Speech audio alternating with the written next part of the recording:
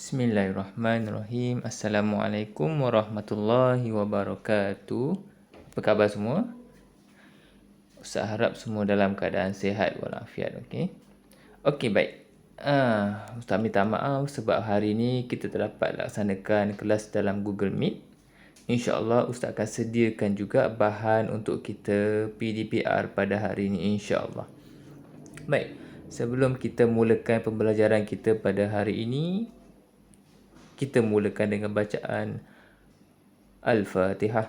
Bismillahirrahmanirrahim. Alhamdulillahi Rabbil Alamin. Ar-Rahmanir-Rahim. Maliki Yawmiddin. Iyaka na'budu wa iyaka nasta'in. Ihdinas siratal mustaqim. Siratal ladzina an'amta alaihim. Ghairil maghdubi alaihim waladdallin.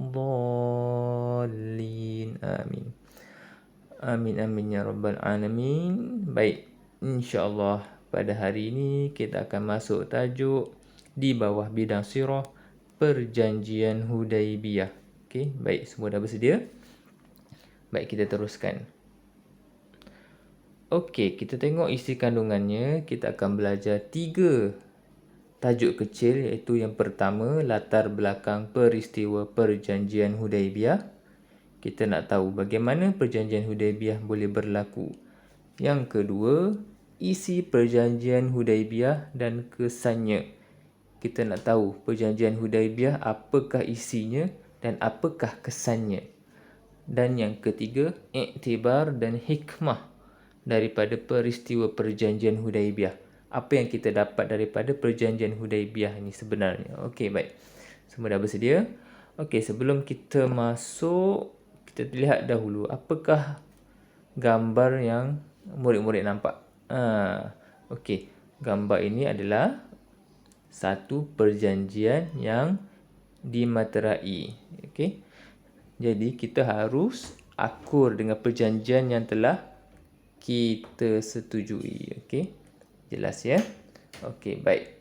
Seterusnya, latar belakang peristiwa perjanjian Hudaibiyah. Kita nak tahu bagaimana perjanjian Hudaibiyah ini berlaku. Okey, boleh kita teruskan? Okey, baik. Kita tengok yang pertama. Okey, Ustaz bacakan dahulu. Pada satu hari, Nabi Muhammad SAW telah bermimpi mengunjungi Masjidil Haram. Okey.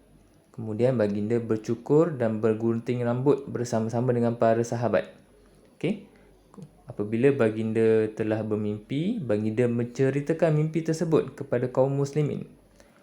Lalu apa yang mereka buat? Mereka membuat persiapan untuk menunaikan umrah dan berangkat ke Madinah. Pada bila? Iaitu pada bulan Zulqa'dah tahun ke-6 Hijrah. Okey.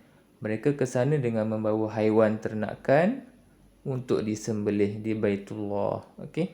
Bilangan mereka seramai 1,400 orang. Okey, jelas. Okey, kemudian kita tengok yang kedua. Apabila tiba di Zulhulaifah. Zulhulaifah ni adalah tempat miqat bagi orang yang menunaikan haji ya. Okey, kemudian apabila tiba di Zulhulaifah, Nabi dan kaum muslimin berihram umrah. Okey. Nabi dan kaum muslimin dah mula ihram umrah. Okey. Kemudian yang ketiga. Okey, Nabi Muhammad SAW mendapat berita bahawa musyrikin Quraisy di Mekah sedang bersiap sedia untuk memerangi dan menghalang rombongan baginda. Oleh itu, baginda memilih jalan yang jarang dilalui untuk sampai ke Mekah. Jadi mereka terpaksa lalu jalan yang berliku-liku, di celah bukit, yang sukar lah. Okey, baik, kita sambung sedikit. Seterusnya, okey, Nabi Muhammad SAW memerintahkan kaum muslimin agar berhenti di Saniyatul Mirar. Okey, kat mana ni? Berhampiran dengan Hudaibiyah. Kenapa berhenti kat situ? Kerana unta baginda yang bernama Al-Qaswa tidak mahu meneruskan perjalanan. Okey, dekat sini baginda dikunjungi oleh Budail bin Warqa' Al-Khuzai. Okey, dia bertanyakan tujuan apakah baginda ke Mekah? Baginda menegaskan kan tujuannya untuk menunaikan umrah sahaja. Okey, kemudian musyrikin Quraisy hantar beberapa utusan lagi. Antaranya Urwah bin Mas'ud untuk berunding dengan Nabi. Urwah ni dia meyakinkan musyrikin Quraisy.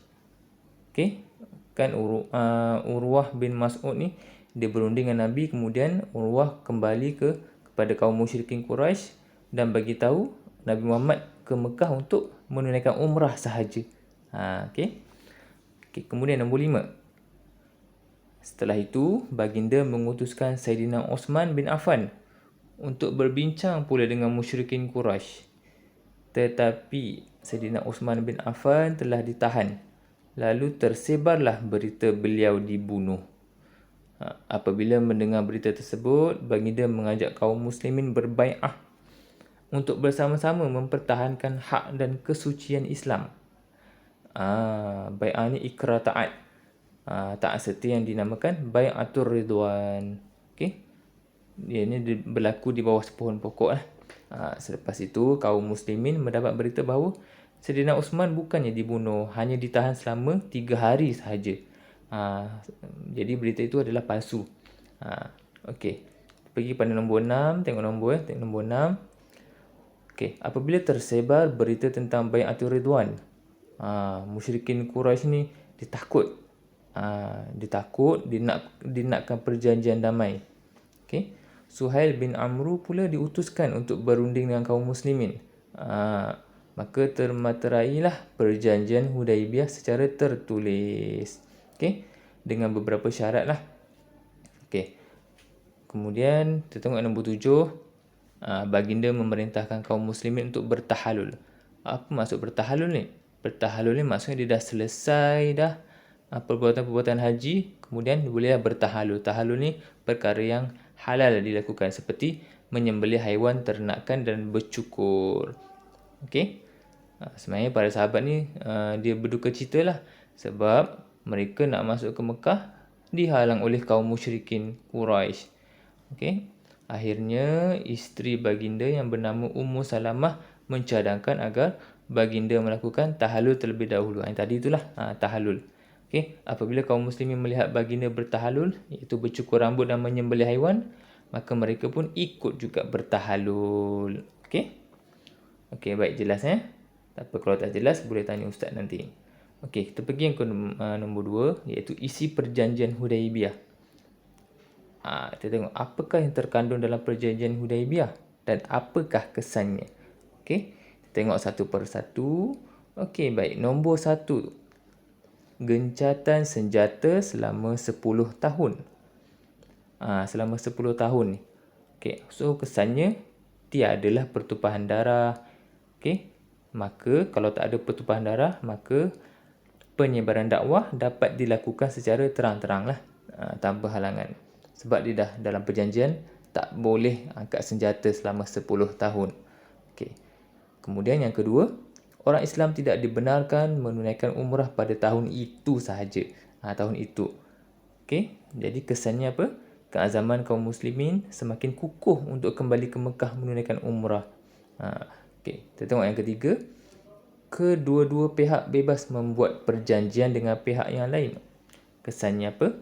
Nabi mengambil peluang menjalankan hubungan dengan negara dan kabilah Arab yang lain.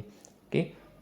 Dah kedua-dua pihak bebas membuat perjanjian, jadi Nabi pun ambil peluang lah untuk mengeratkan lagi hubungan dengan negara lain. Okey, baik. Kita tengok yang keempat. Orang Quraisy Mekah yang datang kepada pihak Nabi SAW tanpa kebenaran walinya, walaupun telah memeluk Islam, hendaklah dipulangkan semula kepada kaumnya.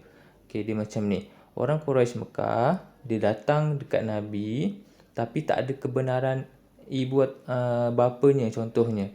Okey, walaupun dia dah telah memeluk Islam, hendaklah kembali kepada kaumnya. Okey, mesti mendapat kebenaran walinya.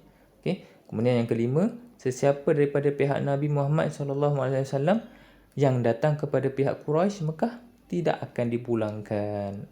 Maksudnya daripada pihak Nabi, kalau datang kepada pihak Quraisy tidak akan dipulangkan. Jadi kesannya apa? Peluang menyebarkan Islam melalui muamalat antara orang Islam dengan bukan Islam di Mekah semakin luaslah dan juga semakin ramai penduduk Mekah memeluk Islam. Okey. Jadi itu hikmah yang kita dapat, kesannya lah kita dapat lah daripada isi perjanjian Hudaibiyah ni. Okey, baik. Okey, boleh faham Boleh ikut setakat ni. Okey. Kita tengok yang ketiga, iktibar dan hikmah peristiwa perjanjian Hudaibiyah. Okey, okay, iktibar yang kita boleh ambil ni adalah, yang pertama kita tengok sebagai seorang pemimpin.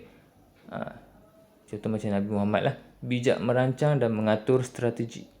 Okay, mengatasi masalah dengan tenang dan rasional, dan bijak membuat sesuatu keputusan. Okay, yang seterusnya, jika sebagai seorang yang dipimpin, contoh macam kita ada ketua, kita ni macam mana? Okay, taat kepada pemimpin selagi tidak melanggar syarak, berganding bahu dan menyokong pemimpin, dan mengamalkan toleransi. Okay, kemudian sebagai seorang Islam macam mana? Seorang Muslim mentaati perintah Allah dan Rasul, bersungguh-sungguh melakukan sesuatu dan menepati janji. Itu yang paling penting, menepati janji. Okey. Jadi, banyak hikmah lah perjanjian Hudaibiyah ni. Antaranya, membuktikan Islam ni cintakan kedamaian. Okey. Jadi, antara kaum Islam dengan kaum Quraisy tiadalah pertumpahan darah lagi. Okey, maka itulah di sebalik perjanjian Hudaibiyah. Okey. Itulah di sebalik hikmah kebijaksanaan Nabi Muhammad SAW. Okey, itu serba sedikitlah daripada Ustaz. InsyaAllah jika ada yang tak faham, sebab bila kita belajar sirah, kita lebih baiklah jika kita bersemuka. Ni agak sukar lah. Tapi tak mengapa, insyaAllah kita berjumpa nanti bila dah buka sekolah. Okay? Jadi Alhamdulillah dari Ustaz itu sahaja.